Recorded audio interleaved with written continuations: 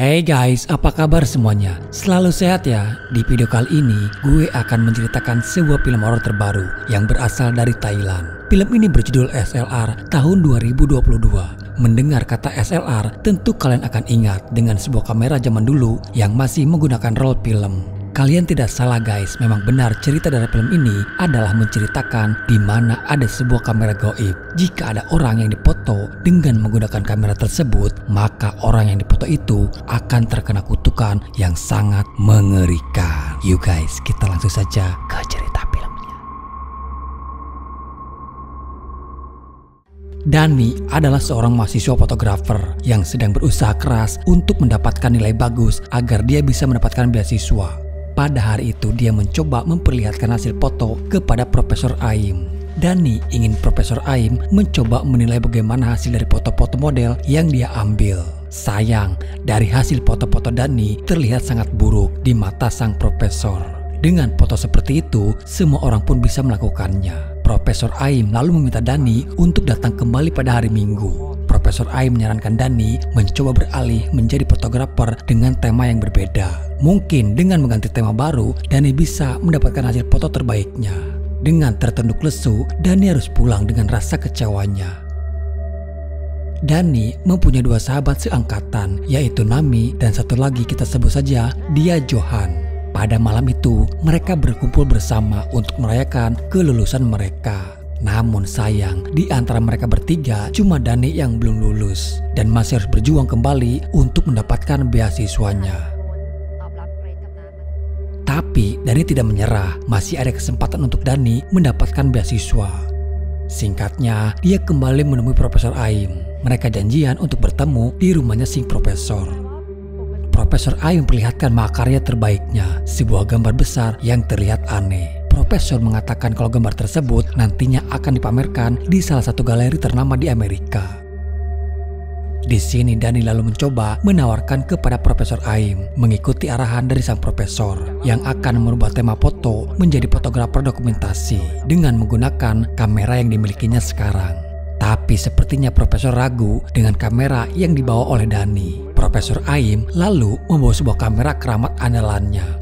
Sedikit menceritakan kepada Dani kalau kamera tersebut mempunyai sejarah panjang dalam karir Profesor. Karena kamera itulah yang membuat Profesor kini sukses menjadi seorang master fotografi terkenal dengan hasil mahakarya terbaiknya. Jika Dani ingin mendapatkan beasiswa, Profesor menyarankan untuk Dani menggunakan kamera tersebut. Dan sejak dimulai hari itu, Dani diberikan tugas oleh Profesor untuk memfoto sebanyak 7 orang dalam waktu 14 hari. Dan jika Dani berhasil mendapatkan foto terbaiknya, maka Dani akan langsung mendapatkan beasiswa ke Amerika. Mendengar hal itu, Dani seperti punya harapan baru. Cita-cita yang selama ini dia impikan akan segera terwujud. Dia yakin dan akan berusaha semaksimal mungkin untuk mendapatkan hasil foto terbaiknya. Di besok hari, Dani lalu mulai mencari objek untuk dia jadikan bahan foto dokumentasi. Kebetulan Dani akan mendokumentasikan orang yang punya keterbatasan fisik, tapi punya daya juang yang tinggi. Sepertinya itu akan menarik mengambil foto salah satu atlet yang sedang berlatih. Dengan sangat serius, Dani mengambil beberapa momen saat mereka sedang latihan. Dan saat Dani yang mencoba akan mengambil foto kembali, tapi anehnya dia melihat di dalam frame seperti ada sesosok yang tertangkap di kamera. Yang padahal kalau melihat tanpa kamera, di sana tidak ada siapa-siapa. Kala itu Dani tidak begitu menghiraukannya. Atlet itu bernama Bom, atlet dengan tubuh yang terbatas namun mempunyai daya juang yang tinggi. Dani hanya ingin mendapatkan foto saat Bom melihat ke arah kamera. Tapi sepertinya agak sulit bagi Dani mendapatkan foto yang dia inginkan. Sampai pada akhirnya dia pun mendapatkannya. Setelah selesai, di lain sisi diceritakan Nami dan Johan ini dulunya pernah berpacaran. Johan yang pada saat itu ingin memberikan sebuah hadiah untuk Nami. Dia membawanya ke sebuah toko antik yang dimana di sana banyak aksesoris bebatuan yang indah. Tak hanya indah, tapi aksesoris itu juga ada kegunaan tertentu. Si pemilik toko menawarkan sebuah batu keramat yang berasal dari Rusia. Konon katanya batu itu bisa mengisap setan yang bergentayangan. Selain batu tersebut, si pemilik toko juga menawarkan aksesoris lainnya, gelang yang cocok jika dihadiahkan kepada seorang wanita. Johan akhirnya membeli keduanya yang ditawarkan oleh si pemilik toko.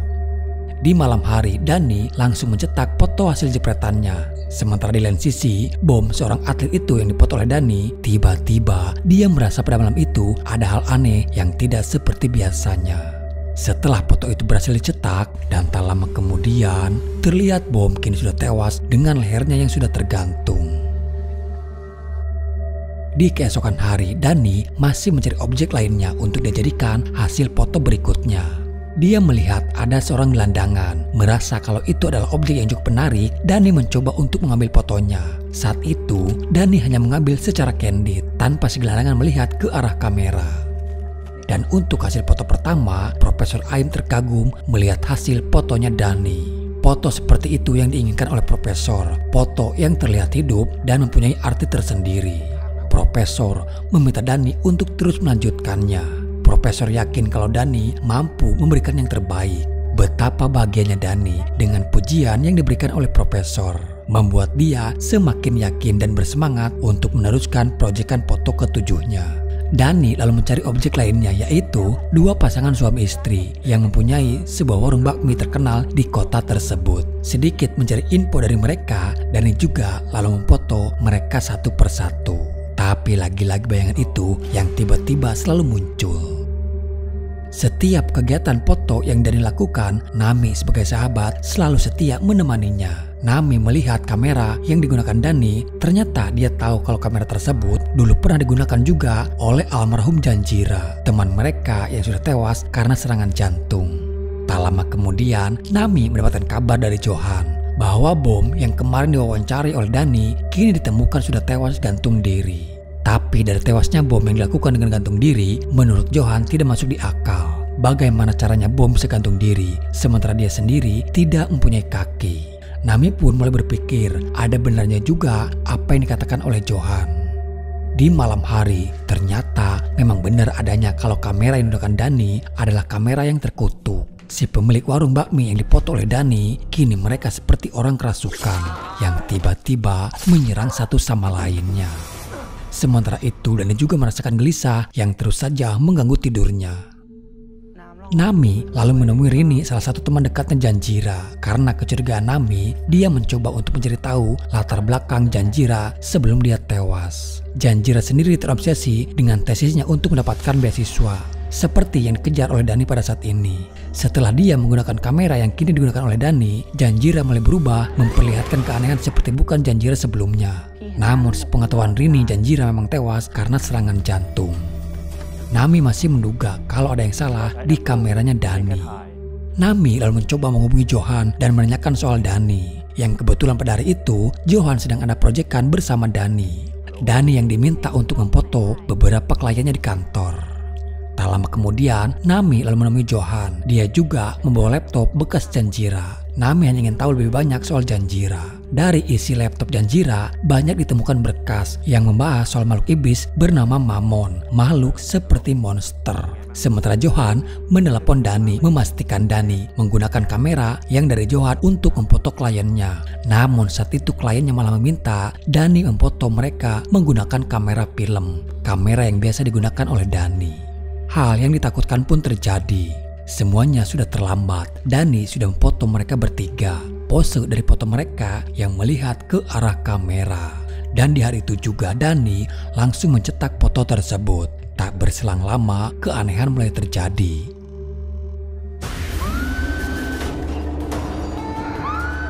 Mereka bertiga sudah ada dalam kendali si iblis.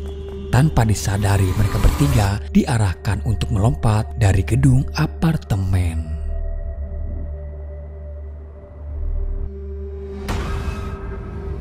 Johan dan Nami datang melihat mereka yang sudah tewas dengan cara mengenaskan.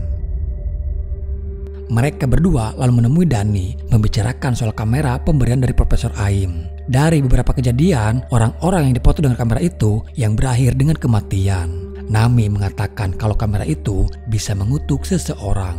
Namun Dani yang sudah berubah tak percaya dan membantah omongan Nami. Mana mungkin bisa hanya sebuah kamera bisa membunuh seseorang.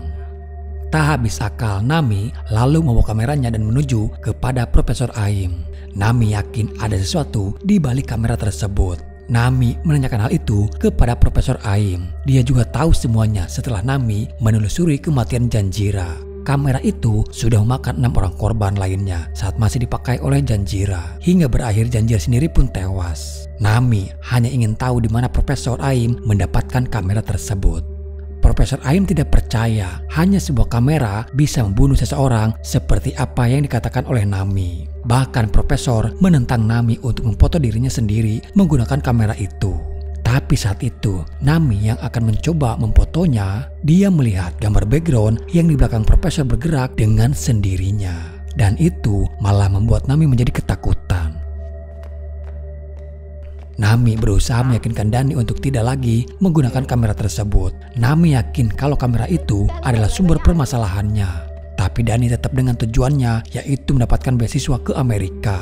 Dani hanya tinggal butuh 1 foto lagi untuk menyelesaikan tugasnya.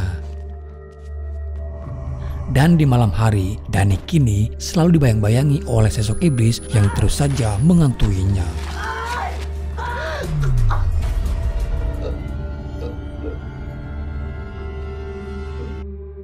Sebagai seorang sahabat, Nami dan Johan terus mencoba mengingatkan Dani. Walaupun Nami tahu itu tak mudah untuk merubah keyakinan Dani. Tapi Nami tidak menyerah, bahkan mereka pun harus bertengkar hebat agar Dani bisa tersadar kembali. Sahabat sejati tidak akan pernah meninggalkan ketika sahabatnya dalam keadaan tersesat.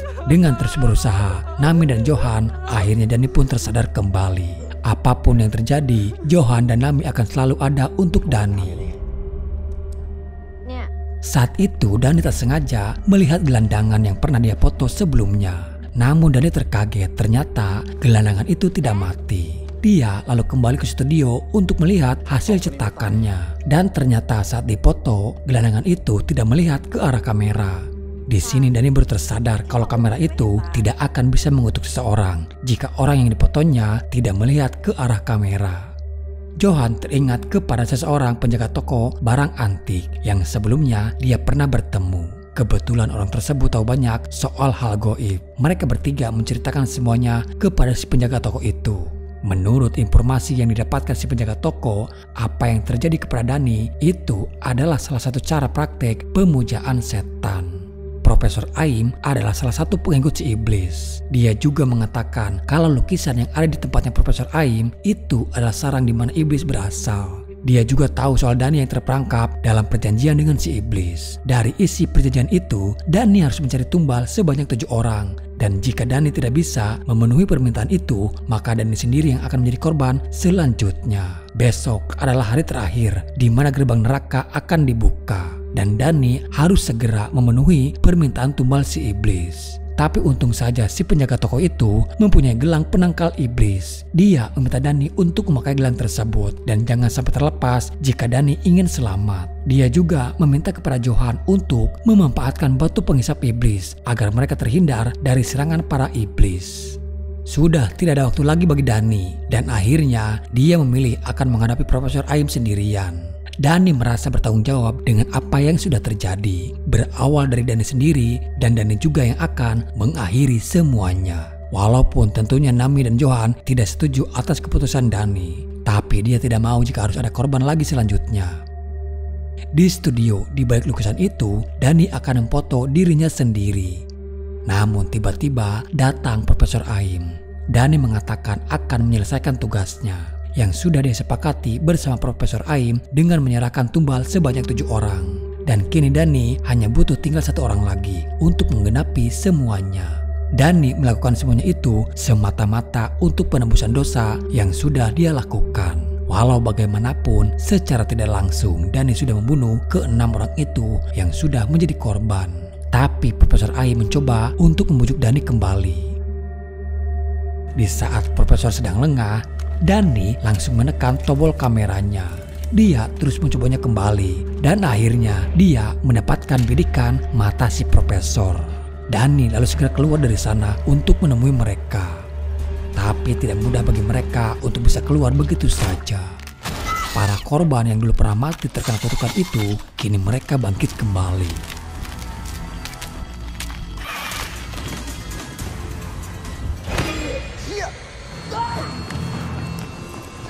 Mereka yang sibuk dikejar oleh para arwah gentayangan.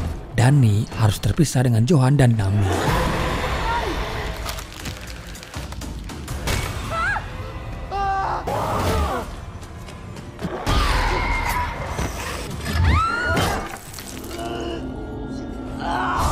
Tapi untung saja di tengah mereka sudah terpojok dikelilingi iblis, mereka masih terselamatkan oleh batu pengisap iblis itu yang dibawa oleh Johan.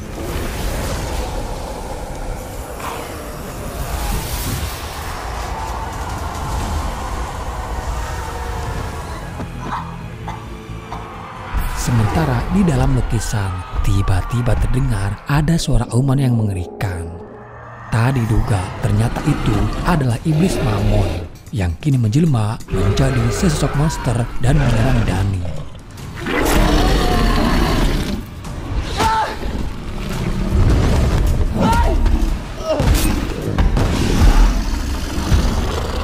Saat itu, Profesor Aim mengatakan dia bisa menyelamatkan Dani dengan satu syarat. Dani memberikan roh film hasil fotonya itu.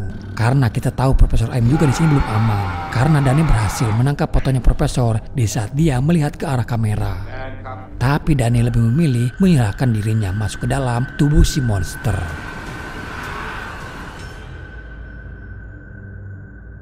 Lalu tiba-tiba suasana berubah dan Profesor Aim pun masih mengejar Dani.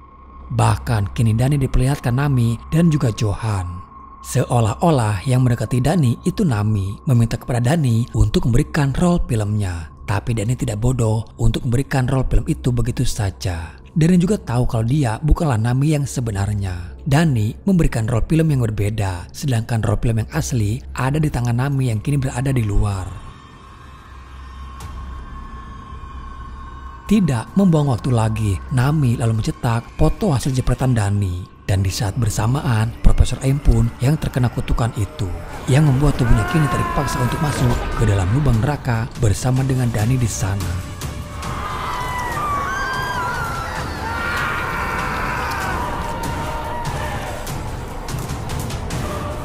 Tapi ternyata tubuh Dani dikembalikan ke alam manusia.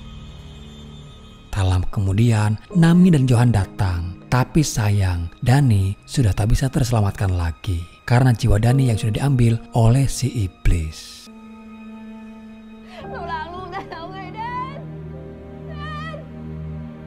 Untuk sesaat, Nami teringat saat mereka masih bersama menggapai cita-cita untuk mendapatkan beasiswa ke Amerika. Impian yang selama ini mereka idam-idamkan. Dan kini Dani hanya tinggal menjadi kenangan bagi mereka berdua.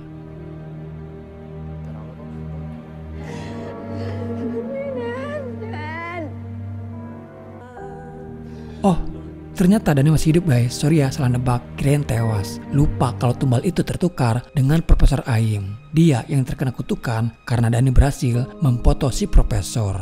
Dan akhirnya di sini film pun selesai. Hidup memang butuh yang namanya obsesi untuk mencapai sebuah tujuan yang baik. Karena dengan kita terobsesi, secara tidak sadar kita akan dituntut, dipaksa mewujudkan keinginan yang ada di dalam pikiran kita. Tapi jika obsesi itu berlebihan, maka akan terjadi sesuatu yang tidak kita inginkan. Misalnya dengan menghalalkan segala cara agar tujuannya tercapai. Itu yang harus kita hindari guys. Oke guys, sampai di sini dulu ceritanya. Sampai jumpa di video selanjutnya. Salam dari saya dan bye-bye.